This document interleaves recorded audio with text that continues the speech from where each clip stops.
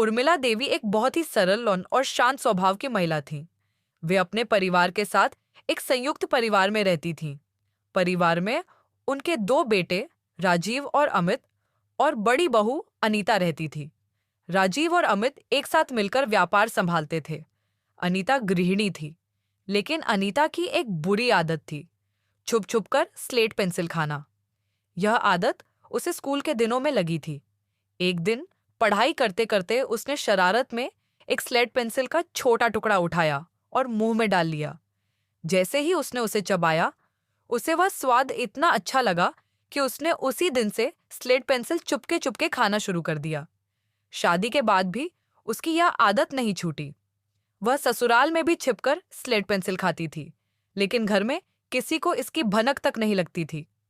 धीरे धीरे कुछ महीने बीत गए और अनीता की यह आदत बढ़ती ही गई। फिर एक दिन छोटे बेटे अमित की भी शादी हो गई। घर में नई बहू अंकिता आई। संयोग की बात यह थी कि अंकिता की भी वही आदत थी, छुपकर स्लेट पेंसिल खाने की। शादी के कुछ दिन अच्छे से बीते। एक दिन अंकिता को स्लेट पेंसिल खाने की बहुत तीव्र इच्छा हुई। उसने मन ही मन सोचा, क्या करूं? बहुत मन हो रहा है, थोड़ी सी खा लूं। वह तुरंत अपने कमरे से स्लेट पेंसिल निकाल लाई और उसे खाने लगी। वह रोज छिपकर पेंसिल खाने लगी। एक दिन अंकिता ने देखा कि उसकी जेठानी अनीता भी स्लेट पेंसिल खा रही है। वह खुशी से चौंक गई और बोली, भाभी, आप भी स्लेट पेंसिल खाती हो? अनीता डर गई पर धीरे से बोली, हाँ, मुझे इसकी खुशबू और स्वाद बहुत अच्छा लगता है, इसलिए कभी-कभी खा लेती हूँ। अंकिता यह सुनकर खुशी से मुस्कुराई। वाह भाभी, मुझे भी ये बहुत पसंद है। मैं तो रोज चुपके से खाती हूँ। अनीता को भी बहुत खुशी हुई। सच में? तो अब हम दोनों साथ बैठकर खाएंगे। कितना मजा आएगा! दोनों बहुएं अब रोज साथ साथ बैठकर स्लेट पेंसिल खाती थीं।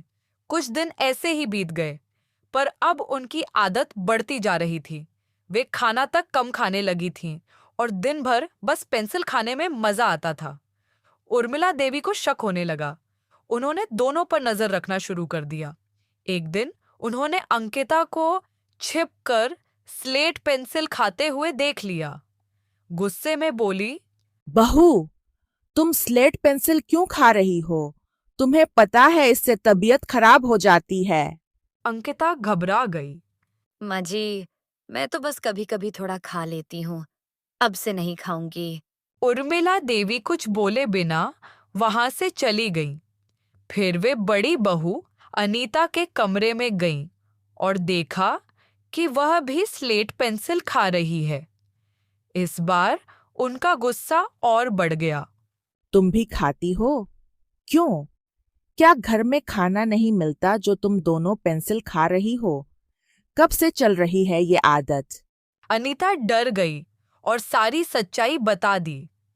उर्मिला देवी ने गहरी सांस लेते हुए कहा, ठीक है, लेकिन अब से बंद कर दो। खाने की चीजें इतनी हैं, फिर भी तुम लोग ये खा रही हो। अच्छा नहीं होता। अनीता चुप रही, लेकिन कुछ महीने बीतते बीतते बहुओं की आदत फिर शुरू हो गई। वे और भी ज्यादा पेंसिल खाने लगीं। एक दिन दोनों पेंसिल खरीदने बाहर गईं और ढेर सारी पेंसिलें घर ले आईं। घर आते ही वे फिर खाने लगीं और कब सब खा गईं उन्हें पता भी नहीं चला। उसी रात दोनों की तबीयत बहुत खराब हो गई, पर उन्होंने किसी को कुछ बताया नहीं। कुछ दिनों तक वे दर्द सहती रहीं। आखिर एक दिन उर्मिला देवी को एहसास हुआ कि दोनों बहुएं ठीक नहीं हैं। उन्होंने अनीता से पूछा, क्या हुआ? तबीयत ठीक है ना? अनीता रोते हुए सारी बात बता दी। उर्मिला देवी तुरंत दोनों को डॉक्टर के पास ले गईं। डॉक्टर ने जांच करके गंभीर स्वर में पूछा, क्या तुम दोनों स्लेट पेंसिल, चौक या मिट्टी जैसा कुछ खाती हो? बहुएं शर्म से सिर झुकाकर सारी बात बता दी। डॉक्टर ने समझाया, अब से कभी मत खाना। इससे पेट में इन्फेक्शन, खून की कमी और कई बीमारियां हो सकती हैं। दवा समय पर लो और खाना भी सही से खाया करो। घर लौटने के बाद उर्मिला देवी ने दोनों बहुओं को समझाया और थोड़ा डांटा भी, लेकिन उसी दिन से दोनों ने हमेशा के लिए स्लेट पेंसिल खाना छोड़ दिया। समय से खाना खाने लगी, दवा भी ली और धीरे धीरे उनकी तबीयत बिल्कुल ठीक हो गई। अब वे खुशी खुशी अपने परिवार के साथ रहने लगी। यदि आपके आसपास कोई ऐसा व्यक्ति है जिसे पेंसिल, चौक, मिट्टी आदि खाने की आदत है, तो उसे समझाए कि यह आदत शरीर के लिए बहुत हानिकारक होती है। ये कहानी एक छोटे से गांव की है जहां एक साधारण परिवार रहता था। इस परिवार का नाम था ठाकुर परिवार। परिवार के मुखिया श्रीराम जी थे, जो एक छोटे से खेत में काम करते थे। उनकी पत्नी शांति देवी और उनका इकलौता बेटा हरिश्चंद्र था, जिसकी शादी कुछ साल पहले रेखा से हुई थी। रेखा एक सुंदर और समझदार लड़की थी। रेखा का जीवन पूरी तरह से एक साधारण भारतीय बहू के जैसा था। वह सुबह जल्दी उठकर सारे घर के कामों को पूरा करती थी, ताकि परिवार के सभी सदस्य खुश रहें और उनका दिन सही ढंग से शुरू हो सके। रेखा को बचपन से ही सिखाया गया था कि एक बहू का मुख्य कर्तव्य अपने घर परिवार की सेवा करना है, और वह इस बात को पूरे दिल से मानती थी।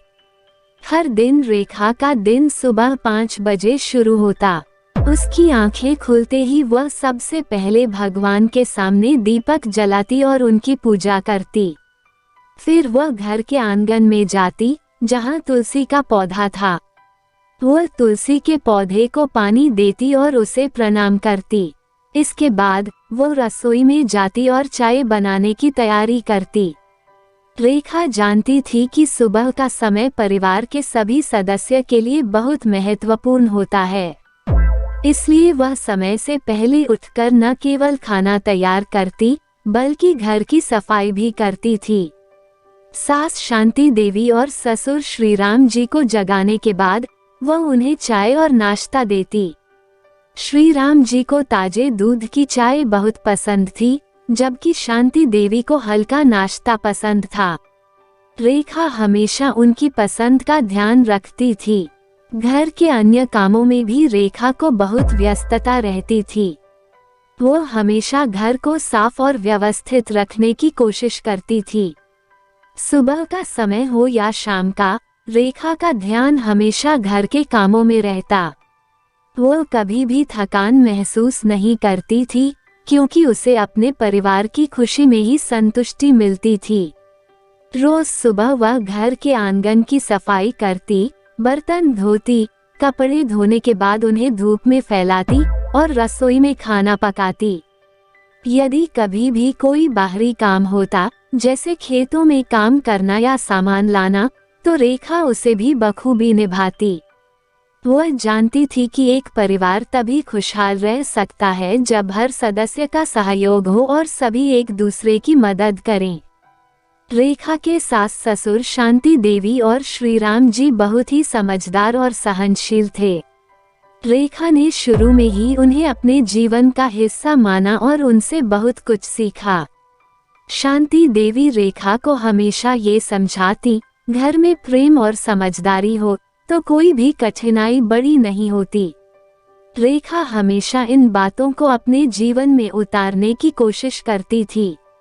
जब कभी रेखा को लगता कि वह थक गई है या कोई समस्या आ रही है, तो शांति देवी उसे शांति से समझाती और कहती, तुम्हारे अंदर बहुत शक्ति है, बस खुद पर विश्वास रखो। घर में जो शांति होती है वह वहीं से शुरू होती है, जहाँ प्यार और समझदारी हो। इन शब्दों ने रेखा को हमेशा आगे बढ़ने का हौसला दिया।